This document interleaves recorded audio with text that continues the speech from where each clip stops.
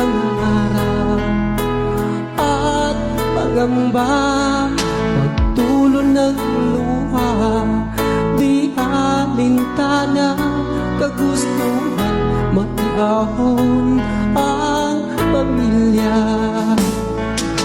Mahirap man buhay sa ibang bansa, madalas puyat, kalamang sikmura, kinakain ang sariling luha dahil namiss ang pamilya.